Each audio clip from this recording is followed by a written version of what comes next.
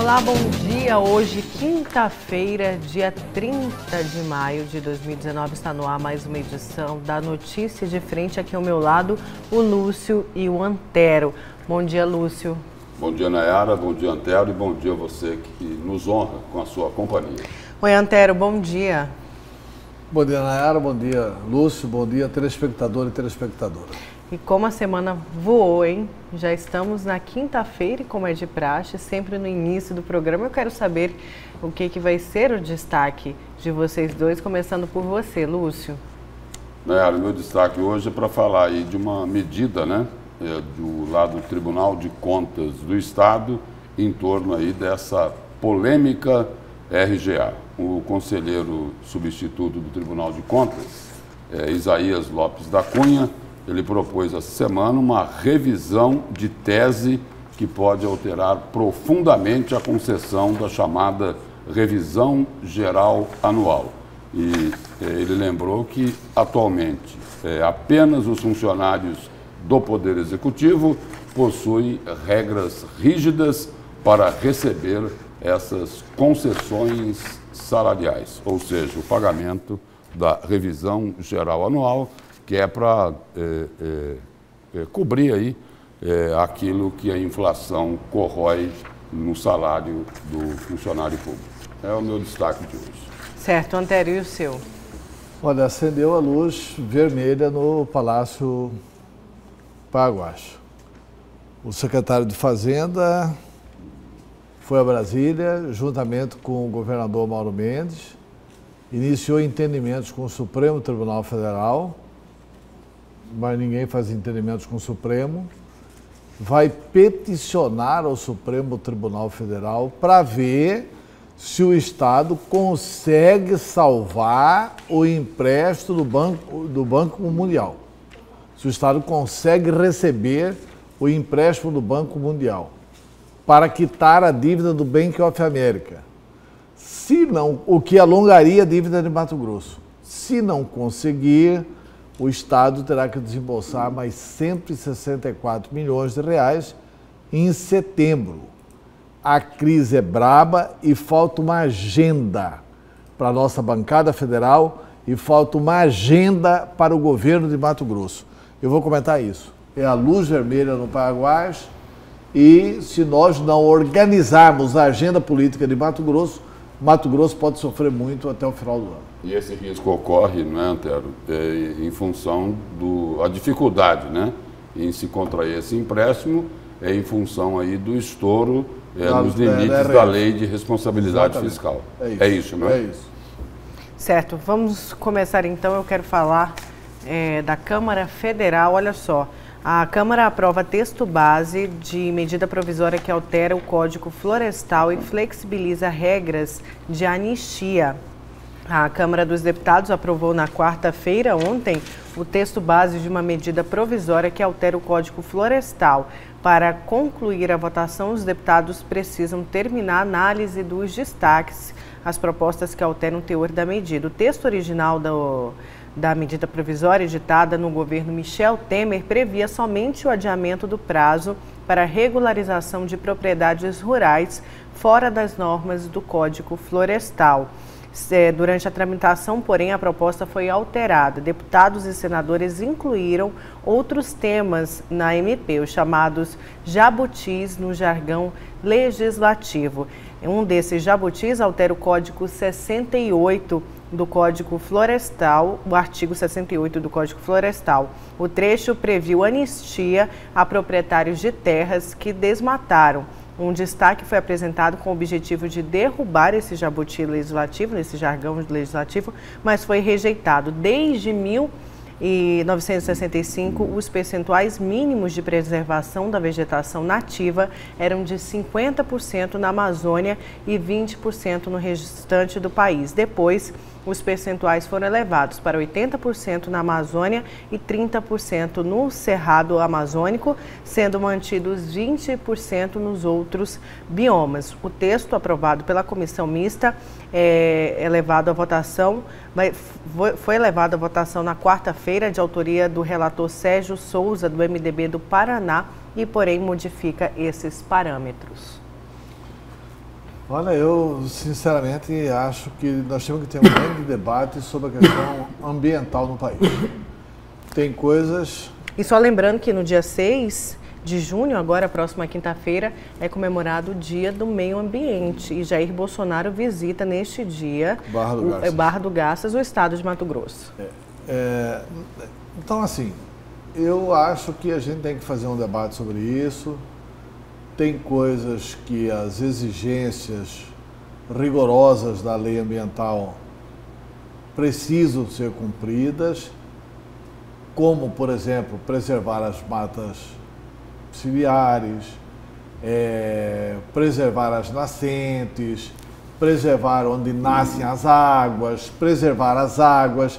Tem uma série de questões que precisam ser cumpridas pelos trabalhadores brasileiros e pelos produtores brasileiros. Mas tem outros exageros na questão ambiental que precisam ser imediatamente retirados da legislação para deixar o Brasil andar. Porque eu entrevistei, Lúcio, na última quarta-feira, ontem, né?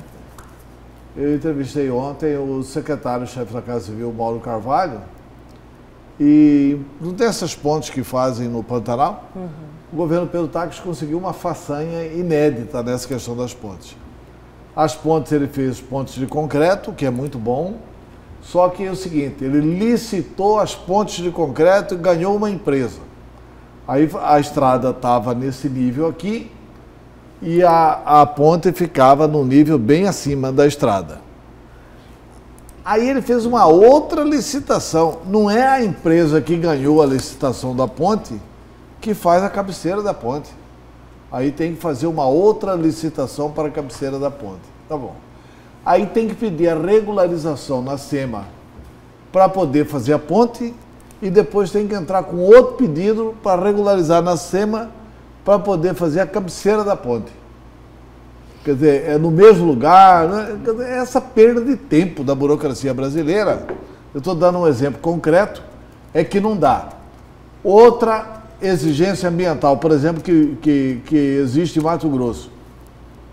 O cidadão tem uma fazenda e ele se dedica à questão da pecuária.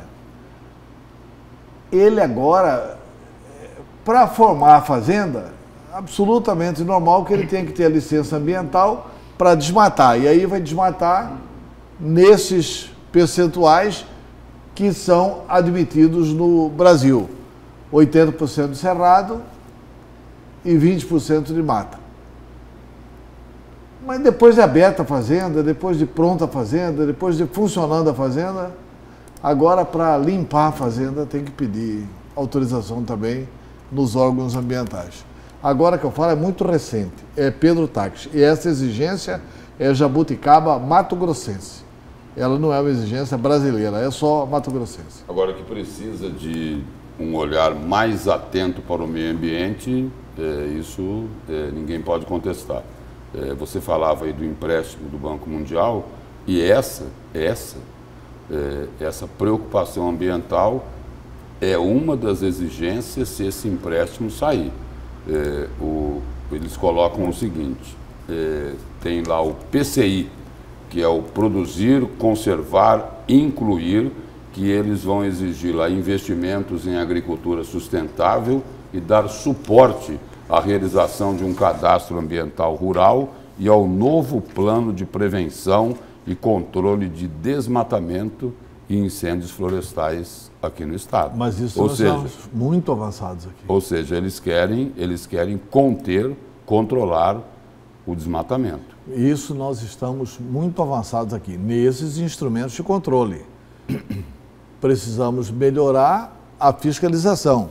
Se bem que essa fiscalização aí é toda feita pelo satélite. É toda feita pelo computador. Só não Se pode... o cidadão desmatar uma área lá em Pontes de Lacerda, acusa aqui na SEMA, imediatamente acende a luz vermelha no computador aqui da SEMA. Só não pode ter aqueles esquemas, né, Antero, que foram detectados e se transformaram, inclusive, em operações... Do ministro Padilha? No governo anterior. Não, no governo anterior, em relação à própria SEMA, onde os proprietários rurais conseguiam estas autorizações não pelas vias normais. Falando da Serra do Roncador, não é isso? Que tem muitas propriedades ali na Serra de Ricardo Franco. Não era só a Serra do Roncador, Ricardo Franco, não. Teve uma grande operação aí do Ministério Público em cima disso, em cima da SEMA, né? De autorizações aí que os proprietários conseguiam. E aí é o seguinte, era na base da corrupção, envolvendo a Secretaria do Meio Ambiente. Então, tem os dois lados dessa questão. Tá. Existe uma burocracia, o principal lado dessa questão, existe uma burocracia excessiva, né? E existe também esse outro lado. Mas sabe qual que é? A burocracia excessiva passou a existir em função do medo da prisão. E as prisões passaram a acontecer em função da politicagem.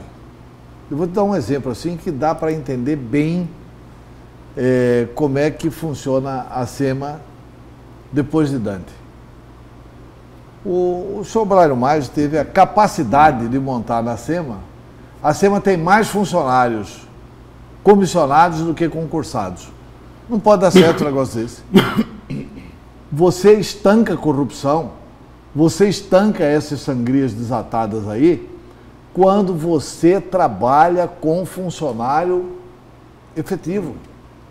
Porque o funcionário efetivo, não é que o funcionário comissionado seja todo ele relapso, não estou dizendo isso, mas estou dizendo que o funcionário efetivo é muito mais zeloso na questão ambiental. Acima de 500 funcionários, até pouco tempo, quando eu, num programa aqui da Globo Vila, eu estava aqui ainda na Globo Vila, na Vila Real, eu fiz um programa aqui e a gente percebeu que a SEMA de 500 funcionários tinha 350 comissionados. Aí é demais, né? Aí fica você falou fica aí, difícil controlar, porque o cidadão ganha R$800 de DAS, não tem vínculo nenhum com o Estado, não tem absolutamente nada a perder. É um mar aberto à corrupção, né? Você falou aí em Blairo Maggi, né? Vamos esperar aí que os grandes barões não tentem fazer, não continuem tentando fazer aquilo que eles já fizeram no passado, pressionando os governos para que os funcionários, para que a Secretaria do Meio Ambiente seja boazinha com eles. Isso também não pode ocorrer. Isso não pode ocorrer. Como tem que acabar com a burocracia, tem que acabar também com esse outro lado, né? De que os poderosos, eles podem tudo. Tem que mudar. Pois é, mas estão mudando agora aqui no código, né, que você acabou de ler aí, né? No código vem essa mudança. Os ilustres deputados estão plantando lá um jabuti de anistia total. Quem foi multado aí, né, no artigo 68, eles colocaram lá uma anistiazinha. Ora, quem foi multado e tal, porque qual que é o raciocínio deles aí, pelo que eu entendi da matéria? O raciocínio deles é o seguinte, que antigamente você podia desmatar 80% do cerrado e hoje só pode desmatar 50%. 80% então, na Amazônia e 20% no outros. Aí mudou, né? Na verdade, 50% Amazônia e 20% o resto dos biomas. Você podia desmatar 50% na Agora Amazônia. Mudou. 80% Amazônia, agora, 35% hoje Cerrado. Você só pode 20% na Amazônia. 80%. Não, você tem que preservar 80%. Preservar 80%, 20%. E pode certo. desmatar 20%. E pode desmatar 65% do cerrado. Sim. E tem que preservar 35%. Mas como a lei anterior estabelecia que você podia desmatar muito mais. A metade. 50%. 80% do cerrado, que essas multas não podem valer, porque existia uma lei anterior que autorizava isso. Na verdade... E também, enfim, eles deram uma anistia lá, geral. Porque, na verdade, os ambientalistas dizem que agora, com essa medida provisória, na verdade, as áreas que foram desmatadas não vão mais ser, né, reflorestadas e não vai ter essa obrigação, porque os proprietários vão ser anistiados. Então, tudo que foi desmatado não vai ser recuperado. E por outro lado, é o seguinte, né? Isso aí também a gente tem que ter muito cuidado com isso, porque tem uma campanha internacional E teve liberação de dinheiro britânico. Não, e tem uma campanha internacional contra o Brasil. Quando o Lúcio fala assim, olha, o Banco Mundial está exigindo isso, não sei o que e tal, esses cretinos mundiais, eles já desmataram lá, entendeu? E exigem aqui. Tanto é que tem uma ONG americana que é assim, desenvolvimento aqui, floresta lá. Tem uma ONG americana com esse mote. Com esse slogan, né? Que floresta é aqui no Brasil. Então, essas coisas precisam ser levadas também em consideração para a gente não ficar fazendo aqui o papel de idiotas de defender os interesses que não são aqueles interesses nacionais. Até porque nós temos uma produção belíssima, nós temos uma elevada produção nesse país, o Brasil deve muito ao setor produtivo, embora tenha muitas coisas aí que precisam ser corrigidas, e nós só usamos 10% das nossas terras agricultáveis. Essa é a realidade do extraordinário potencial que nós temos. E exatamente porque esse potencial ameaça, exigem também essas campanhas internacionais. E aí a solução disso está em duas palavrinhas, né?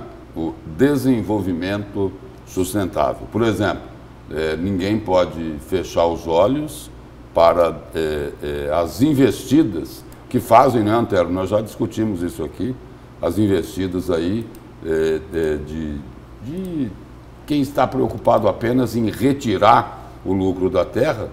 Não se pode investir, por exemplo, contra o Pantanal.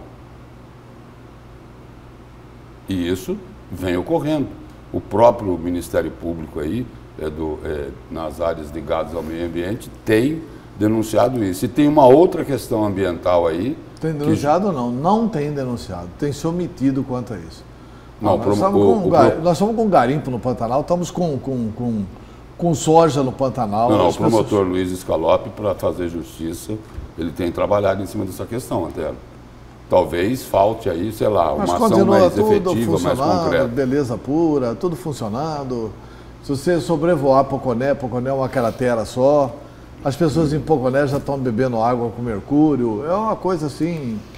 E ninguém fica rico, a não ser uns 4 ou 5. Por falar em água com mercúrio, por exemplo, teve um estudo recente aí, isso que eu vou dizer agora.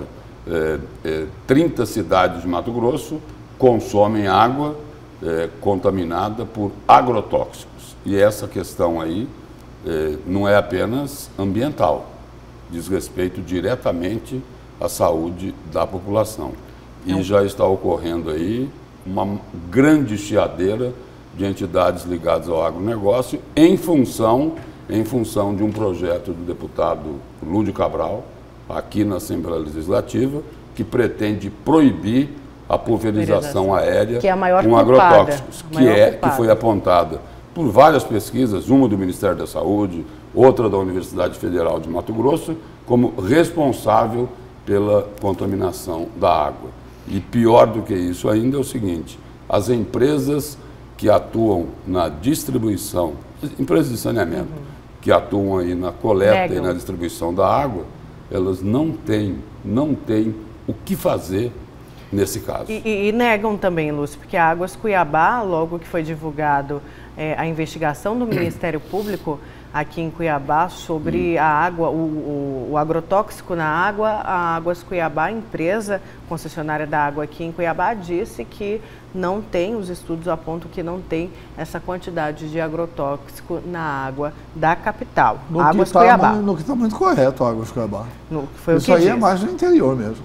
Isso aí é mais em Lucas do Rio Verde, etc. E tal. E só lembrando que essa discussão sobre o meio ambiente é preciso que a gente fale muito mais, principalmente agora, se aproximando do Dia Mundial do Meio Ambiente, que é comemorado na quinta-feira, dia 6 de junho, e que todas essas questões sejam levadas também a Jair Bolsonaro durante a visita ali em Barra do Garças, no Vale do Araguaia, que foi uma visita articulada pelo governador de Goiás, o Caiado, mas que já está confirmada a presença do governador Mauro Mendes também nesse evento em Barra do Garças.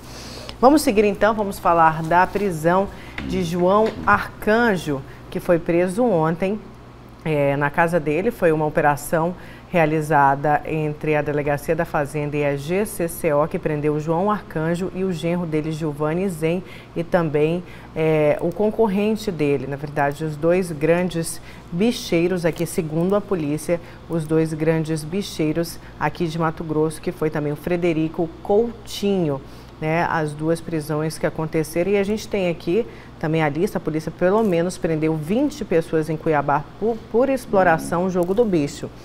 Divulgou uma lista com nomes de 19 dos 33 presos preventivamente durante a Operação Mantos, deflagrada na manhã de ontem, que acabou desbarantando aí duas organizações criminosas que vinham disputando o controle do território mato-grossense pelo domínio do jogo do bicho. Nos últimos 12 meses, as duas organizações, a Colibri, controlada por João Arcanjo, e a Elo FMC, comandada por Frederico Miller Coutinho, movimentaram 20 milhões só por meio de transações bancárias.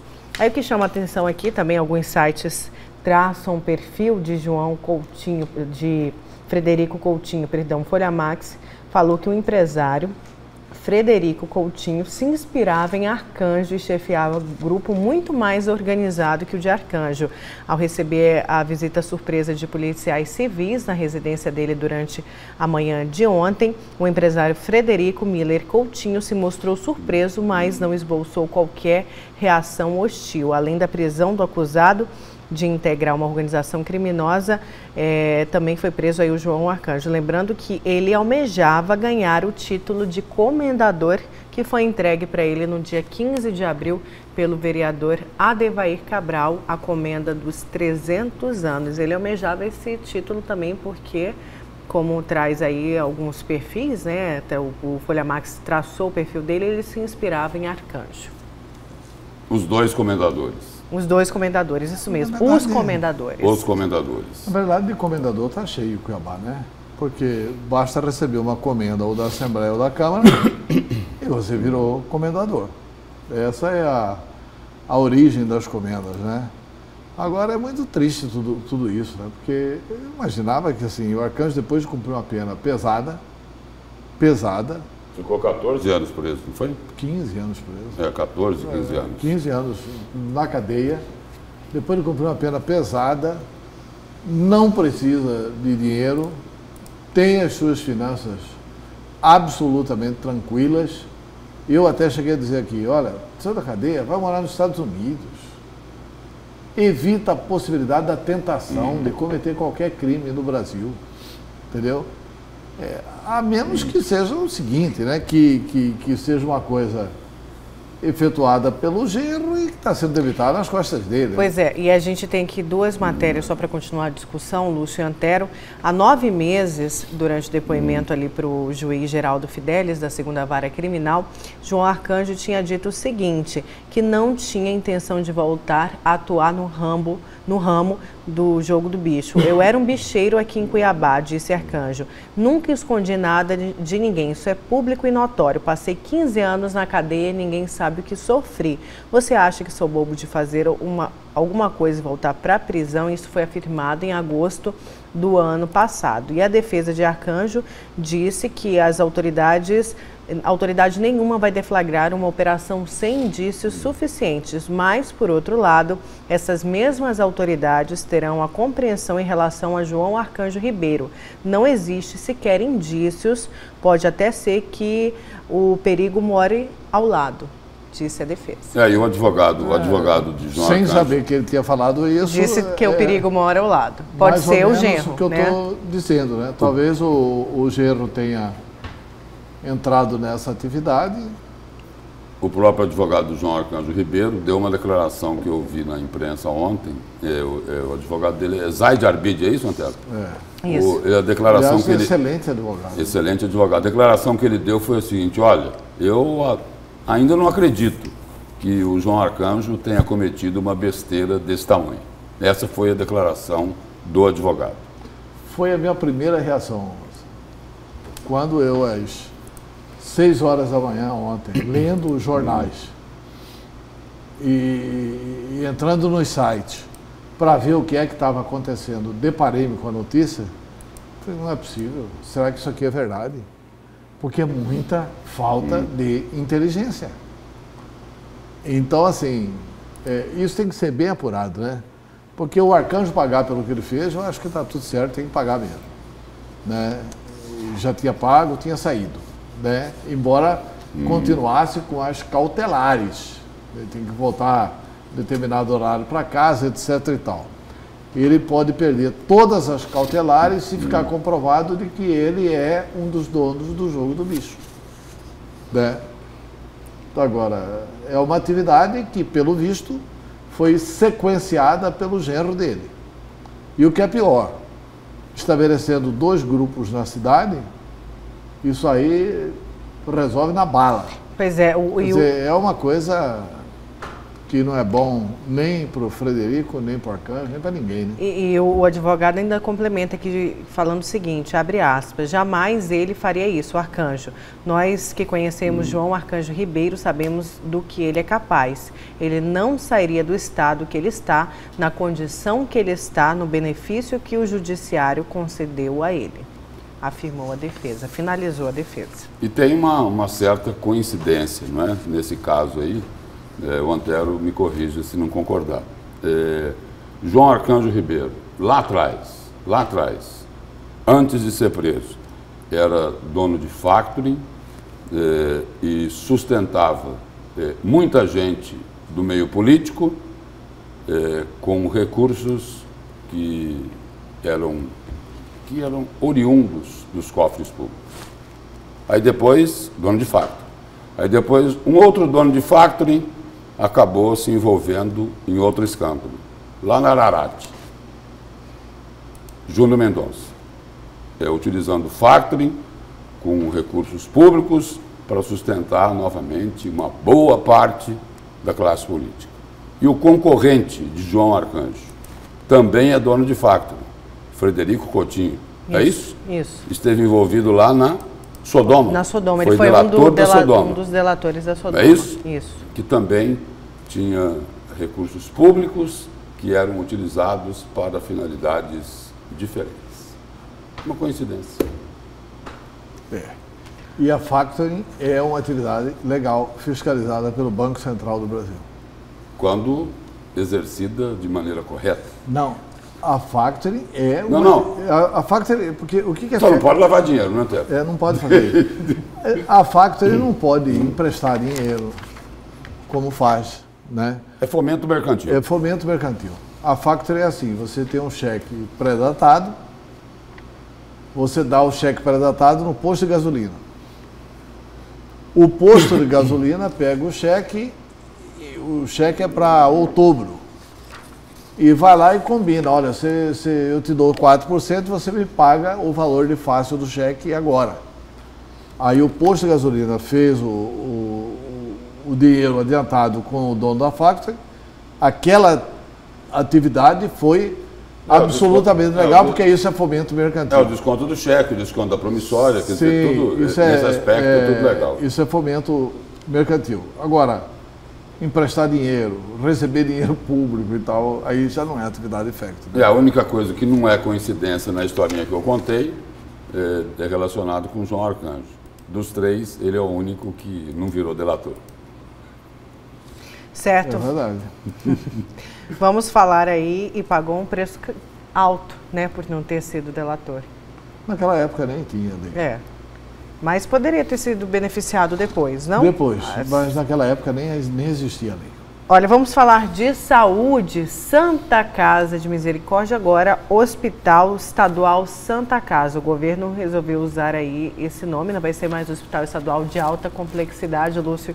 A gente foi corrigido pelo secretário da Casa Civil durante a entrevista aqui na Notícia de Frente, Mauro Carvalho, ele falando, olha, Hospital Estadual de Alta Complexidade, mas o governo do estado decidiu que o nome vai ser Hospital Estadual Santa Casa. E o ministro da Saúde, Luiz Henrique Mandetta, garante 10 milhões de reais para o hospital. O governador Mauro Mendes, que estava na quarta-feira em Brasília, recebeu a confirmação do ministro da Saúde, Luiz Mandetta de que será repassado para o Hospital Estadual Santa Casa, antiga Santa Casa de Cuiabá, o valor de 10 milhões, o título de contribuição para o custeio da unidade. O valor será destinado para o custeio do teto MAC, que é o referente aos procedimentos de média e alta complexidade ambulatorial e hospitalar.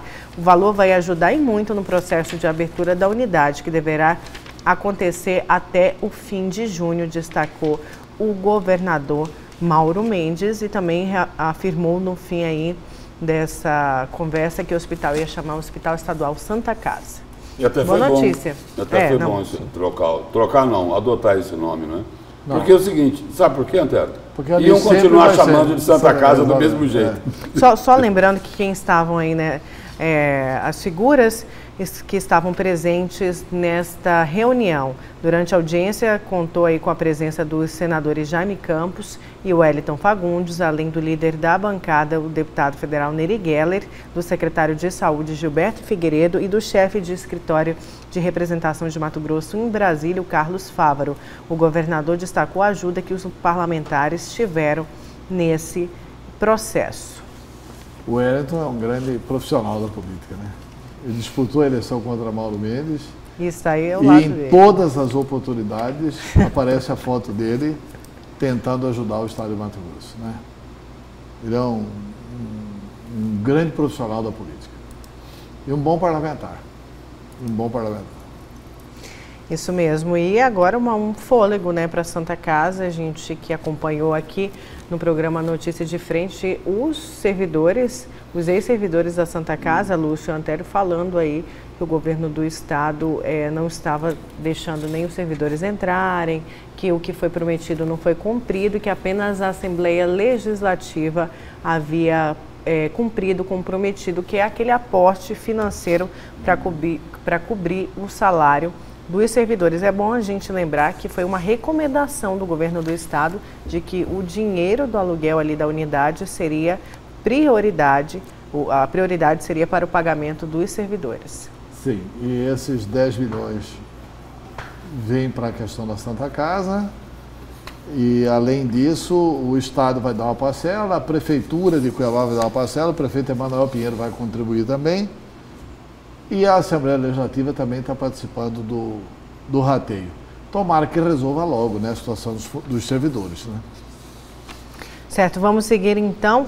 Olha só, após reunião com o PP, o ministro Guedes diz estar confiante em alcançar meio termo para aprovar a Previdência.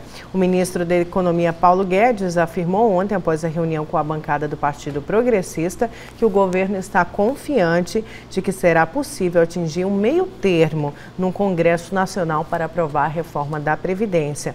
O PP é um dos 13 partidos que manifestaram em março apoio à aprovação da reforma da Previdência, mas defendem modificações no texto enviado pelo governo. Os partidos pediram a retirada de alteração do programa de benefício de prestação continuada, pago ao idoso de baixa renda e aposentadoria rural. Os dados da equipe econômica mostram que, se a reforma for aprovada sem as mudanças no benefício, né, de prestação continuada e na aposentadoria rural, a economia prevista para os próximos 10 anos cairia de 1 trilhão para 1.232 bilhões para 1.108 bilhões de reais. Assim ficaria acima da economia mínima defendida pelo ministro Paulo Guedes.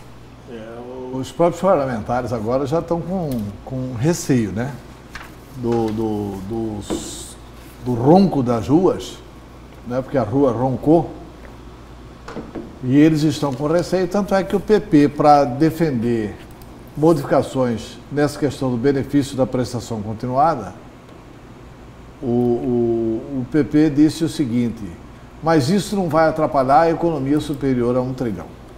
Ou seja, garantindo, eu não tenho dúvida que a reforma será aprovada e muito parecida com a proposta enviada pelo governo. Eu acho que é até bom, porque aí o governo vai ter que mostrar realmente caminhos prósperos para o Brasil, né? Eu acho que isso E ao que tudo indica, Antero, é isso que foi acertado, né? Na permuta que foi feita, não é? Fizeram uma permuta lá. Olha, o COAF longe das mãos do Sérgio Moro. E aí a gente vai conversar com o governo aquilo que interessa ao Palácio do Planalto sobre reforma da Previdência e vamos chegar o mais próximo possível do que o ministro Paulo Guedes está desejando. Eu acho que os parlamentares não são tão bonzinhos assim. Eles não iam ficar só na questão de Sérgio Moro. Eu acho que vai ter muito debate o pacote anticrime do Moro. Olha, e muita gente vai se insurgir contra o pacote anticrime do Moro. A verdadeira queda de braço do governo com o Congresso. O Congresso vai ser no próximo semestre. Né? No próximo semestre. Vai ser o pacote anticrime do Moro e não a reforma da Previdência. Da Previdência, eles sabem que é necessário aprovar. O pacote anticrime de Moro, eles sabem que se aprovar, muitos deles vão para a cadeia. E olha, gente, já que a gente está falando aí de Brasília, a revista Veja divulgou e foi confirmada pelo site O Antagonista que a Câmara proibiu, isso foi uma recomendação da Câmara, proibiu o uso da expressão centrão nas referências ao centrão nos veículos ligados à casa, rádio, TV e agência. A informação foi da Veja e confirmada pelo Antagonista. Na orientação para os jornalistas, a Câmara argumenta que a expressão é um rótulo que existe, um rótulo que existe como abstração utilizado pela mídia comercial. Mais um pouco, o Centrão fará como cantor Prince, que na época em que parou de usar o seu nome, será o bloco parlamentar anteriormente conhecido como Centrão. Ali nos veículos da casa internos, né? TV, rádio, Câmara. Isso eles vão fazer assim no Jornal da Câmara. Agências, isso. Na Rádio Câmara, na TV Câmara, não vai chamar Centrão, é verdade. 2 pontos. Não vai chamar Centrão na linha editorial. O jornalista da Câmara, que é subordinado a Rodrigo Maia, vai escrever. O deputado falando de tal do PR, do PP... Que é um partido de... do DEM, não vai colocar. Não, mas não vai colocar Centrão. O jornalista, o radialista, que é funcionário da Câmara, vai obedecer à ordem. Agora, como é que fica a sessão plenária? Vão deixar de transmitir a sessão plenária? Os deputados da oposição vão dizer lá, olha, aqui é o Centrão mesmo, quem está governando o país é o Centrão, o capitão ajoelhou diante do Centrão. O capitão fez um acordão com o Centrão, mas tem coisas, Centrão, tem coisas que não tem como proibir. Tem coisas que não tem como fazer por decreto, né, Antero? E proibir fica pior, né? Essa questão do Centrão aí, dá para comparar com algo bem próximo a gente aqui. Do quê? Você falou isso essa semana umas 2 vezes já. Tentaram proibir a imprensa de utilizar a expressão Casa dos Horrores. Casa dos Horrores, verdade. Não deu certo. Não deu certo. Não tem como dar certo. E não dá para fazer por decreto. É proibido proibir, né? O que muda conceito é atitude, não é boa vontade de quem divulga a notícia. Certo, vamos para a nossa primeira pausa, então, do dia. Na volta, a gente continua com o programa A Notícia de Frente. Ainda vamos repercutir a Câmara e também vamos falar aí da educação, da greve da educação. Não saia daí.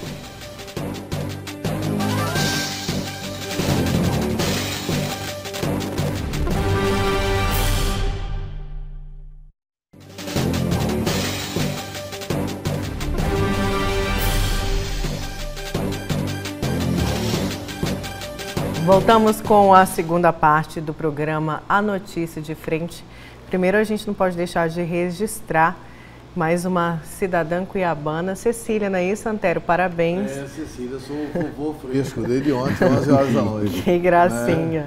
Muita saúde, a Cecília. Nasceu Cecília e nasceu com muita saúde, faminta, coisa partindo boa. Para cima do seio da E mãe, essa fome só aumenta com o tempo, viu? Vamos seguir então, parabéns, viu, Antero? Vamos seguir agora, vamos falar da briga entre os vereadores Diego Guimarães, Abílio Júnior e Renivaldo Nascimento na Câmara de Vereadores. Ontem, os protagonistas da briga deram suas versões dos fatos. Abílio Júnior, que foi agredido, disse que vai tomar as medidas administrativas. Confira. O episódio lamentável que aconteceu no plenário da Câmara de Vereadores na última terça-feira, envolvendo os parlamentares Abílio Júnior e Renivaldo Nascimento, está dando o que falar. Os dois deram as suas versões dos fatos nesta quarta-feira para a nossa equipe de reportagem. Cada um falou uma versão contando a sua história. O que acontece é que as imagens elas são muito claras. A gente vê uma discussão dentro do plenário durante a sessão, quando o vereador Renivaldo Nascimento vai até a mesa do vereador Diego Guimarães para falar alguma coisa, tirar alguma satisfação, e logo em seguida o vereador Abílio Júnior chega entre os dois, coloca o dedo no meio da conversa e o vereador Renivaldo Nascimento se irrita e bate na mão do Abílio Júnior. Tudo isso se encaixa assim como quebra de decoro parlamentar e o vereador Abílio Júnior vai tomar as providências administrativas dentro da Câmara de Vereadores ou, dependendo dos encaminhamentos da presidência, pode até registrar um boletim de ocorrência. Eu conversei com os dois envolvidos, o Renivaldo e o Abílio. Eles, como eu disse, contaram as suas versões dos fatos e falaram um pouquinho sobre o relacionamento entre os dois, que a gente sabe tem um histórico já de dificuldade. A comunicação entre o Abílio e o Renivaldo tem sempre um ruído. Essa não foi a primeira vez que os dois se estranharam. Ontem o vereador Diego começou uma discussão sobre a licitação do transporte público aqui da nossa cidade. Eu comecei a participar da discussão junto com ele. E aí o vereador Xavier pediu uma parte para falar e rebater o vereador Diego Guimarães durante essa discussão. Nessa parte ele interpelou o vereador Diego, falou que não concordava com alguns pontos, e o vereador Diego, assim que retomou a fala, falou: olha, o senhor deveria ter tomado uma posição dessa, de reclamar dos pontos, quando o secretário Antenor Figueiredo, que é o secretário de Mobilidade, esteve aqui na casa. Mas o que ocorre é que quando o secretário de Mobilidade veio à casa, o senhor, no caso o Xavier, ficava com uma puxação de saco ao secretário Antenor. Esse era o ponderamento. O vereador Renivaldo não entendeu que se tratava apenas e tão somente do vereador Xavier e entendeu que tratava dele também, eu acho que de alguma forma. E nisso o vereador Diego disse: não, estou conversando com o vereador Xavier. Se isso por acaso lhe atingiu, se a carapuça serviu, é uma decisão do senhor. O vereador Renivaldo levantou de uma maneira nervosa, partiu para cima do vereador Diego com violência verbal, xingando, ofendendo, etc. E nisso, eu que estava atrás do vereador Diego, entrei entre o vereador Diego e o vereador Xavier e sinalizei para a conversa, e não para nenhum dos dois, mas no meio entre os dois, falei: olha, o que vocês estão fazendo aqui está tudo sendo filmado ali, o pessoal está filmando vocês. Nisso o vereador Renivaldo, irritado, olhou para mim, olhou para minha mão, começou a agredir minha mão e bater na minha mão. O fato específico foi que o vereador Diego, na tribuna, chamou os colegas de puxa-sacos. Que quando chega secretários aqui, fica um bando de puxa-sacos. E eu interpelei e pedi a ele que nominasse, não se acovardasse, desse nome aos puxa-sacos, que ele estava se referindo. E ele foi me interpelar também, mas não disse nome. Aí a presidência tirou a fala dele e ele, ali no meu ouvido: e aí, a carapuça serviu para você? Quando ele falou isso aí, eu virei para ele, levantei e fui até a mesa dele. E falei as verdades para ele. Quando eu comecei a falar as verdades para ele, chegou o vereador Abílio, mais alterado lá, colocando o dedo na minha cara e falando, tipo, sai daqui, que não sei o quê, e alterado, e pondo o dedo na minha cara. Ninguém põe o dedo na minha cara. Se ele acha que está mexendo com o moleque, ele não está. Agora, isso é ruim para a população cuiabana, é ruim para esse parlamento. Não sinto orgulho nenhum, certo, dessas atitudes mais acaloradas. Agora, quem se choca mais mesmo com tudo o que foi mostrado é a população. Afinal de contas, os dois parlamentares estão nesta casa para representar o povo. A população, nas ruas, não gostou do que viu. É feio, né? Porque eles somos representantes nossos, né? Que somos vereador, e eles fazem um papel daquele entre eles lá dentro que não entende. Então, aquilo fica muito feio para eles. Muito feio para eles e para nós, que fica vergonhoso porque acontecer esse tipo de coisa dentro da Câmara Municipal. Eu achei aquilo ali uma palhaçada, né? Porque os dois vereadores trabalham ali juntos, né? Eu acho que Acho que é muito errado. É uma pouca vergonha, eles não dão exemplo para a sociedade que quer exigir alguma coisa, né? Você vota num cidadão desse, aí eles vão para o plenário e fazem o quê? Vão para a Câmara de Vereadores fazer o quê? Não tem nem ética suficiente para eles estarem ali. O comportamento deles já foi totalmente inaceitável. Não me representa, né? Não me representa porque se me representasse, estava recapeando rua, recapeando esgoto, cuidando das policlínicas, do nosso transporte, que é uma porcaria. Essa briga já foi assunto na notícia de frente, mas ela ainda vai dar pano para manga. Eu quero saber o que vocês aí no estúdio pensam sobre este assunto e o que acham que vai dar no final das contas. Com a imagem de Benedito Costa e apoio técnico de Tarcísio, Patrícia Helena Dorileu, para o A Notícia de Frente. Eu acho que não vai dar em nada, mas é uma situação, a gente já comentou disso aqui, né? É uma situação lamentável e que não deveria acontecer numa casa de leis, em uma casa aberta à sociedade. A gente convida diariamente como comunicadores que a população participe das audiências ali, das sessões na Câmara, na Assembleia, que acompanhe o seu voto e os projetos que são executados ali dentro. Mas a sociedade sair da sua casa para ir num local e presenciar cenas como essa, não dá. Os entrevistados ali na rua, né? Não os vereadores, os entrevistados na rua ali, o povo falando, resumiu tudo o que a Patrícia Helena Dorileu nos colocou. A pergunta que ela fez, o que é que nós achamos? O povo disse ali, falta de ética, vergonha e palhaçada. E o Renivaldo Nascimento, o vereador Renivaldo Nascimento, ele disse lá duas frases, uma linkada na outra, que deveria, assim, ser uma bússola para os vereadores. Isso é ruim para a população cuiabana. Isso é ruim para a Câmara. Muda então, que mudem as atitudes, o comportamento dos vereadores lá na Câmara, porque não é a primeira vez que tem esse tipo de barraco lá. E o seguinte, um dos entrevistados aí utilizou o termo, falou, olha, está errado isso, é uma palhaçada.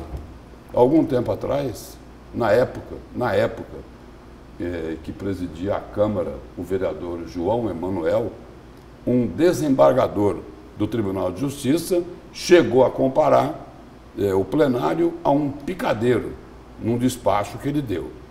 E a população ainda continua falando em palhaçada. Na verdade, ali foi historicamente onde chegavam os circos para fazerem espetáculos em Cuiabá. Os grandes espetáculos circenses de Cuiabá, na época em que o circo despertava muito mais esse ânimo juvenil de ir aos espetáculos. Tinha uma força grande o circo, né? O circo tinha uma força muito grande. Era ali no Campo do Ourique. Ali era onde eram feitas touradas.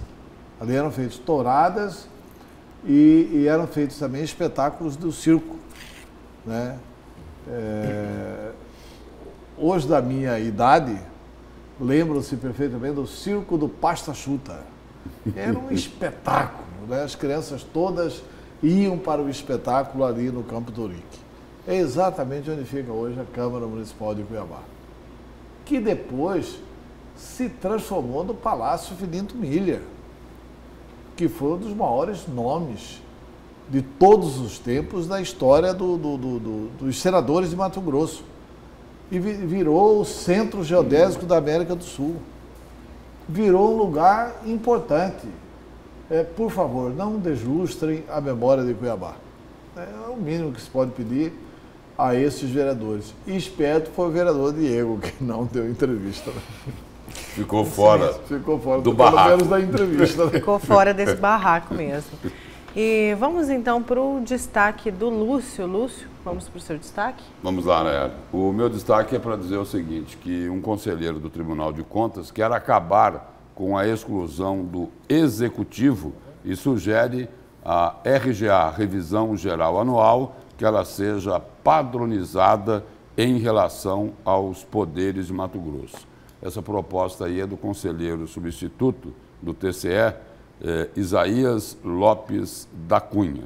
E aí a ideia dele é a seguinte: ele é um relator de recursos aí dos embargos de declaração interposto ainda pelo ex-governador Pedro Taques e pelo atual Mauro Mendes, que pedem esclarecimentos sobre um processo que tramitou no TCE e que determinou que a RGA dos servidores do Poder Executivo só poderia ser concedida caso as finanças estaduais pudessem comportar este benefício.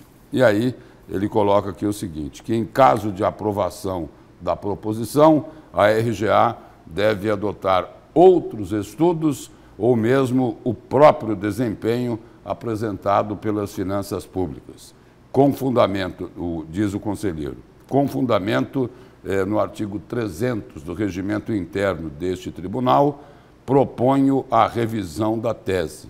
Ao meu ver, diz ele, faltou darmos esse encaminhamento de revisão da resolução da consulta para o fim de consolidar o entendimento acerca da não vinculação da RGA a índice integral de variação do INPC, bem como da necessidade de concessão da RGA a todos os servidores públicos dos poderes e órgãos autônomos, sempre na mesma data e sem a distinção do índice, sugeriu o conselheiro substituto Isaías Lopes da Cunha. E essa é uma cobrança que existe hoje, uma cobrança principalmente dos servidores, dos funcionários ligados ao Poder Executivo, de que praticamente só eles estão ficando sem o pagamento da RGA, a revisão geral anual. E aí, os sindicalistas até costumam dizer que esses servidores são tratados como funcionários de segunda categoria, porque lá no Poder Judiciário, no Ministério Público, os funcionários estão recebendo normalmente a revisão geral anual. Todos são funcionários públicos, só que servidores de um mesmo Estado. Só que de um poder para o outro existe um tratamento diferenciado. Me parece aqui que a intenção do conselheiro é a seguinte: se tem pagamento da RGA, deve ser para todo mundo, que o tratamento seja igual para todos. Está confuso, né? Está confuso exatamente o que ele quer. O que ele defende? Ele só faz uma filosofia sobre isso? Porque se ele for estabelecer que o tratamento não pagou, por exemplo, o RGA para o Poder Executivo, porque o Poder Executivo não pode pagar segundo a Lei de Responsabilidade Fiscal. Ponto. O Tribunal de Contas pagou, o Tribunal de Justiça pagou, a Assembleia Legislativa pagou. Por que eles pagaram? Porque eles têm 1/10 suficiente para pagar. A ponto do Tribunal de Justiça dizer o seguinte: nós fizemos o nosso dever de casa, por que nós não vamos pagar? E ele está propondo o seguinte: não, se o Executivo não pagar, ninguém paga. Mas precisa dizer o seguinte: se o Executivo não pagar, o valor que seria atribuído aqui para o pagamento do 1/10 seria devolvido ao Poder Executivo. Até para restabelecer o equilíbrio entre todos os poderes. Porque sem não pagar o servidor do Judiciário, não vai ajudar em nada o servidor do Executivo. A não ser que ele, porque ele não paga, mas fica com o 1/10, ou ele não paga e devolve essa parte do 1/10. O que seria, teoricamente, gasto com a RGA, ele devolve? Ou ficaria para o poder? Então, assim, é uma ideia bem intencionada, mas é uma ideia que precisa ser melhor eu não digo estudada, porque ele deve ter estudado bastante isso. Não, melhor explicada. Porque estudada, ele deve ter estudado para poder elaborar isso. Ou eu não tive a capacidade de entender. E nesse estudo dele aqui, ele também define o seguinte, que a RGA ela deve ser concedida a todos os servidores públicos a partir de uma data e num índice de reajuste que seja comum a todos os servidores. Vamos falar, e o Lúcio puxou aí falando de RGA, que é uma reivindicação também dos profissionais da educação que estão em greve desde a segunda-feira. Vamos repercutir aí alguns assuntos sobre essa greve. Olha só, 4 professores da Escola Estadual Marcelina de Campos, no bairro Santa Amália, em Cuiabá, registraram boletins de ocorrência nesta semana, relatando que são contra o movimento e que foram impedidos de entrar na unidade para trabalhar. Os profissionais da educação de 67 escolas da capital paralisaram na segunda-feira. No estado, conforme o governo, 47% das unidades não aderiram à greve, não aderiram ao movimento. E a presidente da Assembleia Legislativa, a deputada Janaína Riva, defendeu que os profissionais de educação que estão em greve desde a última segunda-feira poderiam ter esperado o fim do decreto de calamidade financeira assinado pelo governador Mauro Mendes para reivindicar melhorias salariais. Em conversa com o site Mídia News, a parlamentar disse que os sindicatos possuem autonomia para decidir sobre movimentos e poderiam aí ter feito uma análise da situação do Estado. Para mim, o maior problema da greve é que a greve não avaliou a situação dos pais, das mães e dos alunos. Porque, olha, o primeiro dia de greve deles foi no dia 27 de maio, gente. Foi final do mês de maio. Foi final de semestre. Quer dizer, exatamente, eles poderiam planejar a greve, preparar a greve e até executar a greve em agosto, no início do semestre. Porque eles vão fazer os alunos perderem o semestre. Pois é. E imagina o tumulto que não é a vida das crianças e a vida das mães trabalhadoras, porque... Que precisam colocar essas crianças em algum lugar para ir trabalhar. Em algum lugar para ir trabalhar. Pois é, e isso a gente imagina isso, quer dizer, você quando eu tenho experiência enorme de apoiar e de estar ao lado dos trabalhadores na elaboração de greve. Você quando faz greve, além da reivindicação corporativa, que é essa aí, eu quero tanto de salário, eu quero tanto de RGA, além dessa corporação que é justa, além dessa reivindicação que é justa, que é direito, etc. tal, eles têm que tentar conquistar a sociedade. Como é que vão conquistar a sociedade prejudicando a vida de 400 mil famílias em Mato Grosso? Como é que faz isso? E a sociedade... Porque se todo mundo aderir à greve, é esse o número de famílias prejudicadas. Pois é, e a sociedade também buscar apoios, né, Lúcio? Buscar apoio junto ao Legislativo. Por exemplo, e a gente já vê aí na fala da presidente da Assembleia Legislativa, a deputada Janaína Riva, de que não tem aí o apoio, já que ela é conhecida por apoiar os sindicalistas, por apoiar os funcionários do Executivo, porém, nessa paralisação, me parece que não tem o apoio, já que ela ainda complementa que que a gestão Mauro Mendes vem conseguindo recuperar o fôlego financeiro do Estado. Ela acredita que por conta do pouco tempo aí de início de gestão, a greve deve ter apoio de poucos parlamentares. E só lembrando que a Assembleia Legislativa vai assumir a mediação entre os profissionais da educação e o governo para negociar o fim da greve aí no Estado. Deve ser o resultado daquela reunião do governador Mauro Mendes com os deputados lá no Palácio Paiaguás, se não me falha a memória, na última terça-feira. É isso? Isso mesmo. Ele se reuniu com os deputados e vai colocar aí mais um canal de diálogo com a direção aí da categoria, né? Com o Sintep. Na verdade é o seguinte... Para tentar encontrar aí um ponto de consenso. Sabe o que é mais incompreensível nessa situação do Sintep? O Sintep sabe que o Estado não tem condições de atendê-los.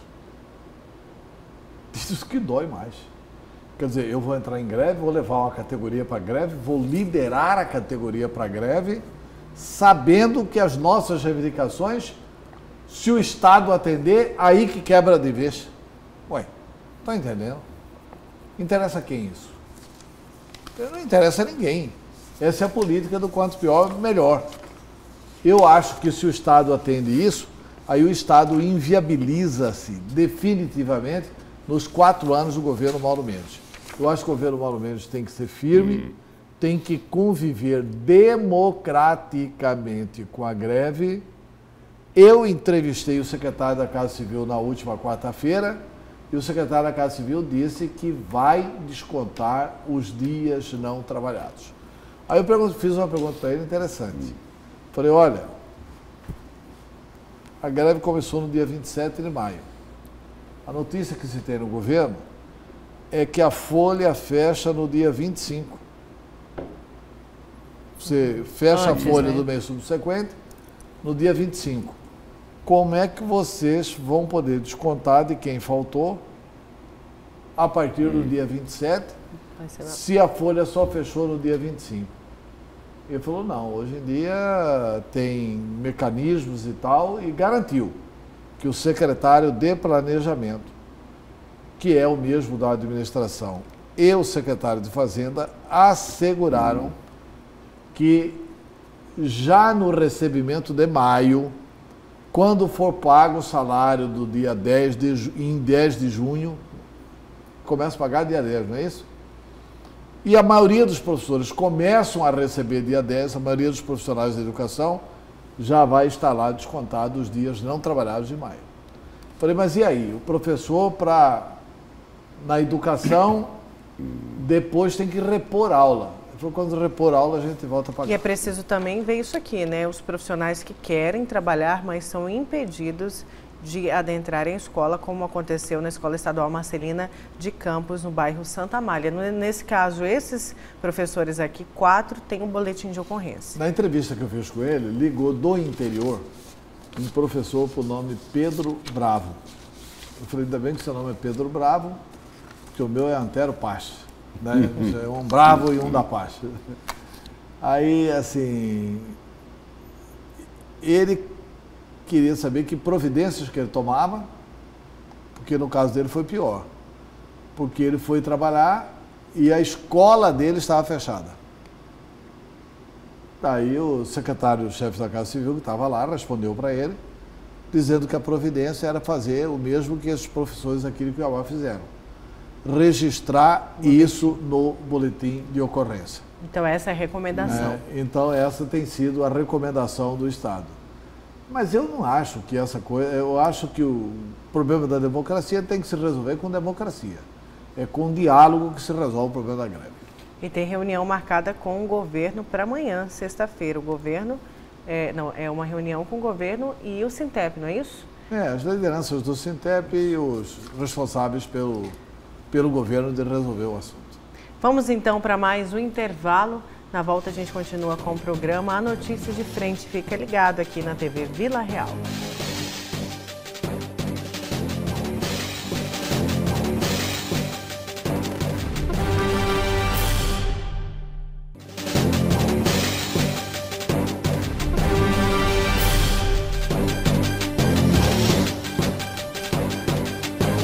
Voltamos com a última parte do programa Notícia de Frente. Vamos falar de um projeto polêmico. Em todo o país é grande a pressão de prefeitos e vereadores pela aprovação da PEC que estende os mandatos para esses cargos e unifica as eleições. Em Cuiabá está marcado para esta quinta-feira um ato público em favor da proposta. Isso mesmo. Os detalhes com a Nayana Bricá.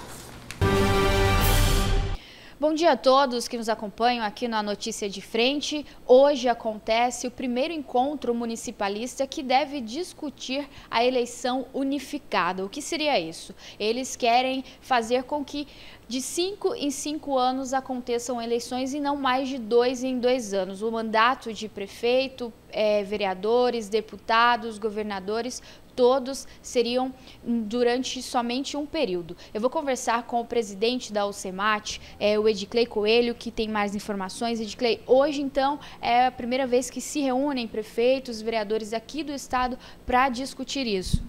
Sim, hoje é o dia do nosso encontro, o primeiro encontro municipalista organizado pela UCEMAT, e nós vamos tratar da reforma política, que é um tema de extrema relevância para o nosso país.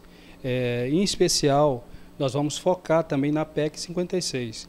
A PEC 56 está lá tramitando no Congresso, na Comissão de Justiça e Redação, e nós defendemos a PEC porque a PEC, ela de certa forma, traz uma proposta da unificação, não havendo a eleição em 2020. Nós acreditamos que dessa forma o país ganharia muito e teria uma economia muito forte de mais de 2,5 bilhões para os cofres públicos. E um país que está passando por uma recessão financeira, por uma crise financeira, eu acho que essa PEC contribui.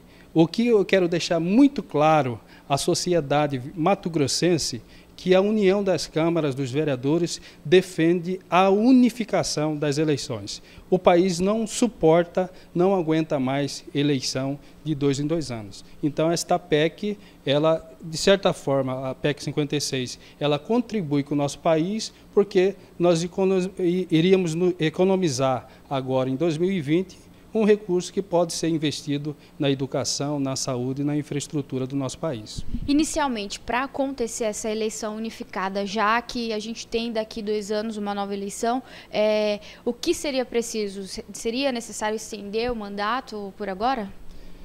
Nós teríamos 3 opções. Estender o mandato agora municipal, para ter a eleição em 2020. Nós poderíamos até ter a eleição em 2020, com mandato tampão de 6 anos, para ter a eleição unificada em 2026, ou os próprios deputados estender o mandato da bancada dos deputados federais, do senador, do governador, que eu penso que não seria o correto. Seria o correto e justo para o país, neste momento, não ter a eleição em 2020. Essa economia, o país precisa e muito. Vejamos, nós tivemos aqui agora um corte que não chegou a 2 bilhões na educação. O povo já foi para a rua. Então, se a gente economizar, esse recurso vai ser revertido para as ações sociais do nosso país, que tanto necessita e clama neste momento. Além da questão econômica, em que mais a eleição unificada reflete positivamente no país? Na questão burocrática. Eleição de 2 anos trava o país. No mínimo, nós perdemos aí 1 ano só na burocracia, porque no período eleitoral, os municípios não podem conveniar nem com o Estado e nem com o governo federal, e isso nos prejudica. O que nós defendemos também muito forte, além dessa reforma política, é exatamente o Pacto Federativo. E aí é um segundo momento que é o SEMAT, juntamente com a MM, toda a classe política municipalista, defende uma distribuição de renda melhor para os municípios. Esse evento acontece no Centro de Eventos do Pantanal e, além de prefeitos e vereadores de todo o estado, é aberto também para a comunidade. Com o apoio técnico de Tarcísio Novaes, imagens de Nilton Oliveira, Nayana Bricá para o A Notícia de Frente. Obrigada, Nayana. E só complementando, tem aqui uma notícia, olha só. O deputado de Mato Grosso, Valtenir Pereira, prevê uma economia de 3 bilhões com a união das eleições. Uma economia de aproximadamente 3 bilhões. Esse foi um dos argumentos que o deputado federal de Mato Grosso, Valtenir Pereira, do MDB, usou para embasar seu parecer favorável à proposta de emenda constitucional, a PEC 376/09, que propõe a unificação das eleições municipais e gerais no Brasil. A economia aí foi, então, o argumento de Valtenir Pereira. No discurso deles, a economia, sim, é extraordinária para a sociedade. 3 bilhões. A gente fica assim, até prestando atenção, né, no altruísmo. Esquece até que vai aumentar pessoas, ali, vai aumentar. Preocupados com aquilo que a sociedade pode ter a mais, de recursos para a saúde, para a educação. Conversa fiada. Não é nada disso, não é nada disso. É só para ganhar mais 2 anos de mandato. Pois é, a gente esquece. Nada além disso. É só para esquecer, né? Nada esse além ponto disso. que é muito importante, a extensão do mandato. Olha, se essa coisa fosse uma proposta democrática, ela mereceria ser levada em consideração. Porque o Ericlei Coelho, presidente da União da Câmara dos Vereadores de Mato Grosso, ele faz até cara de sério para falar, olha, nós estamos preocupados com a economia, vocês já imaginaram 2 bilhões de economia, e vem o deputado Valtenir e fala, não são 2, são 3 bilhões de economia. Nós somos zelosos demais com a economia brasileira, isso vai ajudar muita gente. Nós estamos num período de recessão, etc. e tal. Qualquer momento que você fizer essa unificação, você gera a economia. Mas é preciso dizer e fazer o debate substantivo se é importante gerar essa economia. É importante fazer a eleição de prefeito, de vereador, de deputado estadual, deputado federal, senador e governador e presidente da República juntos? Votar em 7 cargos? Qual vai ser o maior número de candidatos no Brasil inteiro? Vai ser o número de vereadores. Os vereadores vão estar percorrendo os seus municípios, eles vão estar discutindo quais temas. Os temas do seu município. Então nós vamos ter uma eleição onde a maioria da população vai estar envolvida em discussão de temas municipais e a gente tendo que resolver a reforma da Previdência, e a gente tendo que resolver o pacote anticrime do Moro, e a gente tendo que resolver o fim da impunidade, e a gente tendo que resolver os temas nacionais. Os vereadores, para ganhar voto, eles não podem entrar nesse tema, eles não vão entrar nesse tema.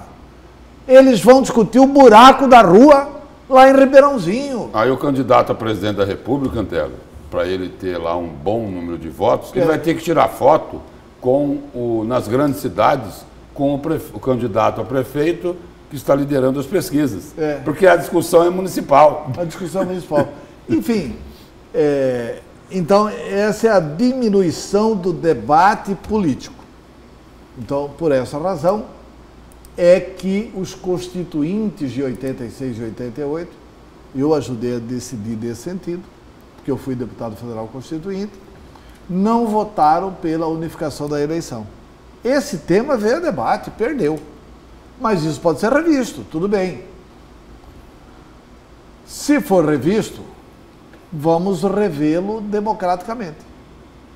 E rever democraticamente não é prorrogando o mandato. Prorrogação rima com ditadura. Prorrogação de mandato é ampliar. O povo de Cuiabá quer que amplie o mandato do prefeito Emanuel Pinheiro. Quer que amplie o mandato? Ainda que tem que ser ouvida, a população tem que precisa ser ouvida. Você vai ampliar, ainda que quisesse, você vai tomar essa atitude sem ouvir a população? Sem ouvir sua excelência, o povo? Com o deputado Valtenir decidindo por todos nós, alguém deu essa autorização para o deputado Valtenir? Que nem deputado é. Quer dizer, ele é suplente de deputado. E que por isso precisa correr com o projeto para votar no período em que ele ainda estiver em Brasília. Quer dizer, isso não faz bem para a democracia. Isso é uma trapaça à democracia. Quer fazer uma coisa decente? Tem 2 fórmulas só. Ou faz o mandato tampão de 2 anos, quer dizer, faz a eleição em 2020 e os que se elegerem, nova eleição municipal em 2022. Eu acho um absurdo isso, que você vai trazer o debate político lá para baixo. Mas, com esse argumento econômico, são essas 2 alternativas. A primeira é essa. A outra é que quem for eleito em 2020 tem um mandato de 6 anos. Aí, em 2022, faz a eleição novamente de 4 anos e, a partir de 2026, a eleição está unificada no Brasil, vírgula, com autorização popular. Então, fora disso, é prorrogação de mandato. Nós queremos mais democracia. População de Mato Grosso, não vamos nesse ato coisa nenhuma. Esse ato são atos daqueles que querem continuar nas diferentes esferas de poder. Eu preciso aqui só fazer um registro. Não é a primeira vez que o mandato foi prorrogado. A ditadura prorrogou o mandato. A ditadura prorrogou o mandato de vereadores do Brasil era para vencer em 1980. Aí a Arena precisava continuar dominando o país. Prorrogou os mandatos até 1982. Moisés Martins, que era vereador em Cuiabá, renunciou ao mandato. Foi o único dos vereadores de Cuiabá que subiu na tribuna e falou: eu renuncio ao meu mandato, eu não fui eleito para mais 2 anos de mandato. Renunciou ao mandato. Temos aqui um homem ligado à cultura mato-grossense, foi um brilhante vereador de Cuiabá, um homem honrado, de bem, e que historicamente foi o único vereador aqui que renunciou ao mandato. Mas aquele era um período de exceção. Sim. Aquele era um período de ditadura. Nós vivemos em plena democracia. Acorda, Valtenir. Acorda, Ediclei. Você é novo, cara. Vai disputar a eleição, vai pedir voto, moço. Vamos para o seu destaque, Antero. Ah, não era esse? Não. Meu destaque é o seguinte, que o governo do Estado está com dificuldades para manter a questão da governabilidade. Alguns fatos contribuíram para isso. Primeiro, no quadrimestre, o Estado recebeu menos 172 milhões de reais de transferências dos recursos da União, que é o FPE, o Fundo de Participação dos Estados, e outras verbas federais que são destinadas a Mato Grosso. Em 4 meses, foram 172 milhões a menos, o que é muito grave. O nosso gasto com o pessoal aumentou de 49% para 59%. 49% é o limite prudencial. 59% é escandalosamente fora do limite prudencial. Eu estou falando limite prudencial estabelecido pela Lei de Responsabilidade Fiscal. Isso aqui nós gastamos só com pessoal e pessoal dos poderes. Diante disto aqui, como o Estado já ultrapassou os 49% do limite prudencial, ele está impedido de acessar empréstimos. Ele tem que fazer um programa de ajustes para trazer novamente a economia para 49% de gastos com pessoal. Por isso, inclusive, não pode dar RGA para todos os servidores e também para os servidores da educação. Ele tem que fazer o retorno disso para que ele possa acessar empréstimos. Acendeu a luz vermelha no Palácio, por isso que o Rogério Galo esteve com o governador ontem em Brasília. O governador foi ver a questão lá do Ministério da Saúde. Você não vê a foto do Rogério Galo lá no Ministério da Saúde. Mas o Rogério Galo foi tratar no Supremo Tribunal Federal como é que garante a possibilidade de Mato Grosso continuar acessando o empréstimo junto ao Banco Mundial. Nós temos uma visita técnica da Secretaria do Tesouro Nacional, que elogiou o programa de ajuste do governo do Estado. Nós temos o apoio, nós que eu falo Mato Grosso, nós temos o apoio do Banco Mundial, que concorda com as medidas de ajuste tomadas pelo governador Mauro Mendes. Mas deixamos de ter o limite prudencial, o que pode nos impedir de acessar o empréstimo. Se não acessarmos o empréstimo, nós não vamos receber o empréstimo do Banco Mundial. E em não recebendo o empréstimo do Banco Mundial, a gente não consegue liquidar a dívida do Bank of America para ampliar o limite da dívida de Mato Grosso, para alongar a dívida, que não mais seria paga durante o governo Mauro Mendes, o que daria uma folga de caixa para atender mais rapidamente essas reivindicações de todos os servidores públicos de Mato Grosso. Mas hoje, se não se conseguir, junto ao Supremo Tribunal Federal, uma liminar que garanta a Mato Grosso poder assinar esse empréstimo, o Estado de Mato Grosso vai ser muito, mas muito prejudicado. Esse é um ponto. Por isso que eu disse, porque em setembro teria que desembolsar 174 milhões. Por isso que eu disse que acendeu a luz vermelha para o Palácio Paraguaçu. Antero e Lúcio, só uma última informação, oficializado já, a Procuradoria-Geral do Estado encaminhou ofício para a Secretaria de Estado e Educação, oficializando o cumprimento do corte de pontos dos servidores que tenham aderido à greve com desconto em folha salarial, conforme a jurisprudência do Supremo Tribunal Federal, e ainda determina a demissão de servidores comissionados que estejam participando da paralisação e faltando ao trabalho. Com essa informação ainda repercutindo a greve, a gente encerra a Notícia de Frente de hoje. Antero, muito obrigada. Lúcio, muito obrigada. Bom dia. Muito obrigado, Ana. Bom dia a todos. Bom dia e até amanhã.